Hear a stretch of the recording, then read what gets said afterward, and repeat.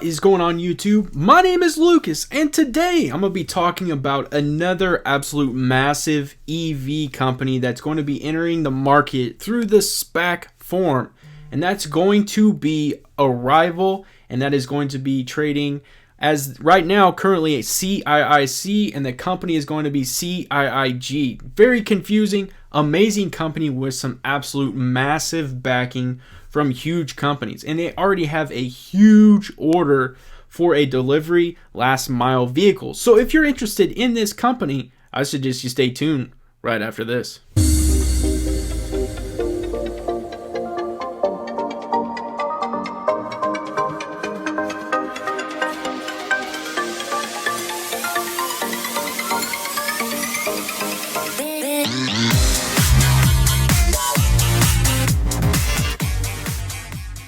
Before we start talking about Arrival and really getting into this EV company, I ask that you guys smash that subscribe button, smash that like button, comment down below, and now it's time to get into the video. When we're talking about the last mile electrical vehicle sector, I think you're talking about a revolution. I think you're talking about something that is very unique, that needs to happen and really need to be evaluated.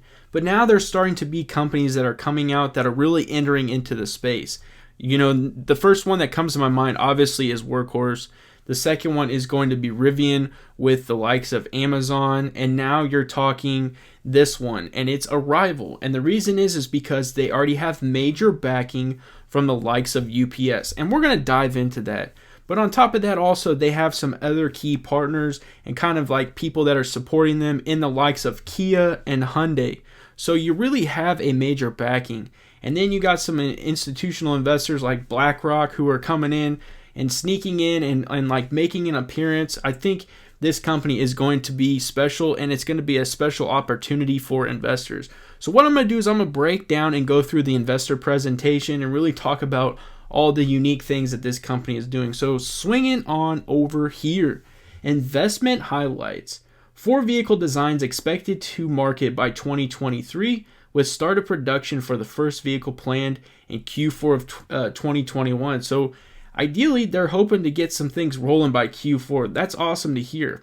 1.2 billion in orders already. Unit economics enable price competitiveness and lower total cost of ownership to fossil fuel equivalents. And I think that's what's going to be very significant, is you're providing an option that is going to be a lot cheaper than your everyday gas vehicle, and that's what's going to save cost in the long term. You're talking less parts to have the maintenance. You're talking zero fuel. You're just having to plug and charge these things. So there really is truly a lot less expenses when you're talking about EV. Game-changing microfactories enable flexible, low capex production. And we'll talk a little bit more about that as well. But when you're not talking about monster factories like Tesla's putting in, like huge gigafactories, they're saying that they can create a more efficient way of producing, these vehicles. And I'm excited to hear about that. Arrival expects industry-leading profitability enabled by proprietary hardware, software, and robotics platforms. Leadership team with a proven track record from a variety of industries. And we're starting to see that more and more as you start to get a lot more people from other markets, other sectors. They come together and they're able to collaborate and really create absolute amazing ideas. That's where you get some creative ingenuity and you start to see things like this come about. And I like to see that.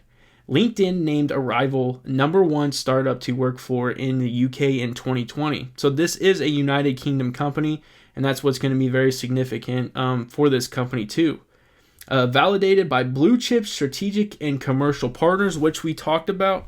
And so all those things right there are very exciting and, things to look forward to as an investor. So now we're going to talk about key partnerships that have already been forged together. The first ones we're going to talk about is commercial, and the second one we're going to talk about is strategic. So swinging on over here, and I think you're going to be very, very impressed with this very first commercial partnership. It's going to be UPS, and they already have orders with UPS worth $1.2 billion for 10,000 units plus options for an additional 10,000. Investment in strategic cooperation. Delivery of prototypes start in 2020. So that right there is absolutely amazing. They're getting to test the product out, see what they like, what they don't like. They can provide feedback, and then obviously Arrival can start to focus on fixing those and providing a good product for the likes of UPS and all the other companies that are going to be in the last mile delivery. Long-standing trial partnership since 2016. So again, another company that has really kind of focused on building a partnership for a long period of time to just create that strategic partnership. UPS and Arrival have created purpose-built vehicles based on UPS's requirements, a first for UPS, and that sounds absolutely amazing. UPS is getting what they want, and like I said, they'll be able to provide reviews, provide feedback, and then get those vehicles the way that they're wanting. Leading global logistics operator with 5.2 billion deliveries, automotive fleet size of 120,000 vehicles, daily global delivery volume of 21.9 million, aiming for 25% of total vehicles purchased annually to be alternate fuel. So right there, you're talking, big time numbers for a big time logistics company. And so you can see why they're probably starting to look to convert over to those alternate fuel vehicles. They have a ton of trucks that are out. The maintenance that is probably going into those, the amount of money that goes into fueling those vehicles, and so you're really talking probably high costs that they could easily reduce down and save a lot of time too. So those are things you want to hear. Now we're going to talk about strategic partnerships, and I think that these are just as massive. I mean, you're talking two major automobile companies that are pretty well known, and it's going to be Hyundai and Kia Motors. Investment of €1 million and business collaboration agreement, joint development of vehicles using Arrival platform, leverage Arrival micro factories and software innovation, benefit from the OEM's global footprint and the economies of scale, future potential for licensing and ongoing vehicle updates. Hyundai Motors Group is one of the largest global OEMs. Brands include Hyundai Motor and Kia Motors. Target sales of 670,000 BEVs and FCEVs annually by 2025. So you're talking a massive amount of number of vehicles right there. Want to become top 3 EV manufacturers by 2025. That's a huge statement. And with the likes of Arrival, maybe that's going to happen. So now what we're going to talk about is how basically Arrival plans to revolutionize their EV vehicles. And I think that some of this is actually going to be very impactful, and I'm definitely going to dive in and explain that. So best-in-class zero-emission vehicles, competitively priced to ICE vehicles. And I think, like I said earlier, when you're talking all the maintenance, all the labor, all the parts, all the things that have to go into ICE vehicles, you are competitively competing against those. Hardware and software upgradability over the lifetime of the vehicle. I think that's very important too. You're not having to upgrade a bunch of parts. You're not having to replace a bunch of parts.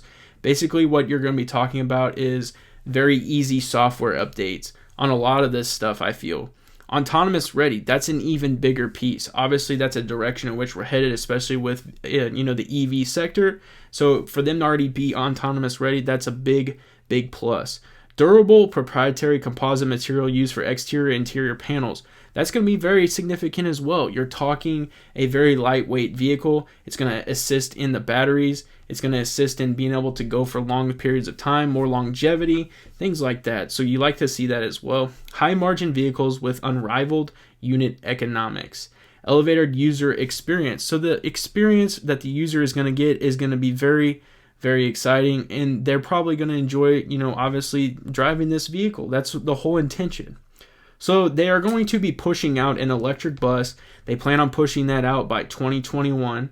Obviously, you can see the specs right there to the right. The next option is going to be an electric van, which is supposed to be pushed out by 2022.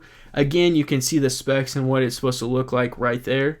And then the next option is going to be the large electric van, also coming out in 2022. That probably will be very similar, skateboards, I would assume. And basically what they're going to be able to do is just change the size of the actual, shell that's going on top. So it would make sense why both of those are coming out in 2022. And then the final piece is going to be the small vehicle platform.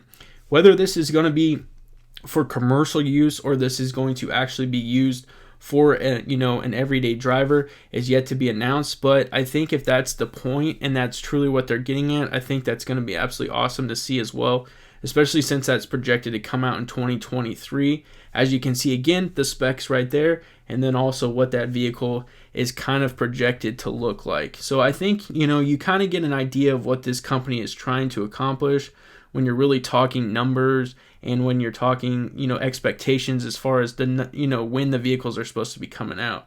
So the next piece that we're really going to hit on is commercial vehicle focus.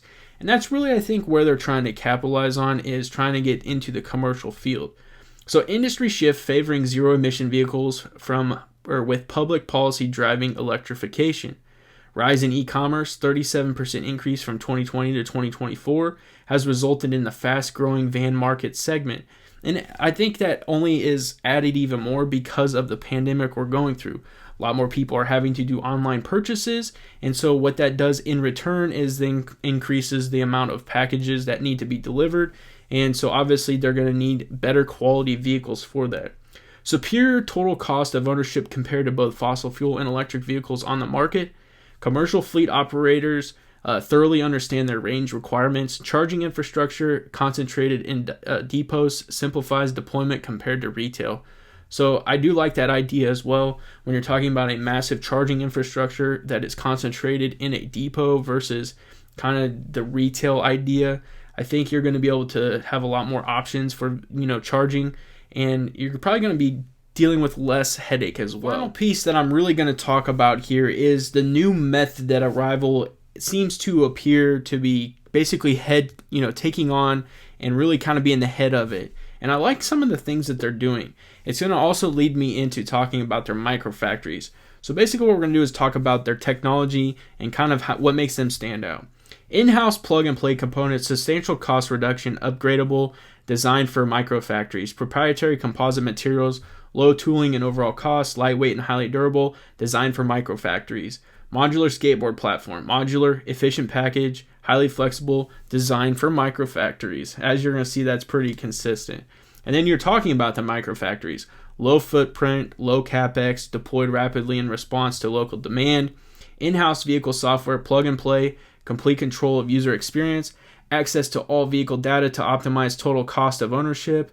And then obviously now it's time to talk about the microfactory and what really makes it kind of significant and what makes it so unique. So overall, the overview, Arrival's microfactories change the way vehicles are produced. Process uses technology cells with vehicle moved between cells by autonomous mobile robots. They call them AMRs. Traditional assembly line operates at one speed with stations in specific order. Many of you probably seen that happen, and so you can understand where this is going to be a little bit different. Order of technology cells can be changed, or the same cell can be used multiple times on the same vehicle.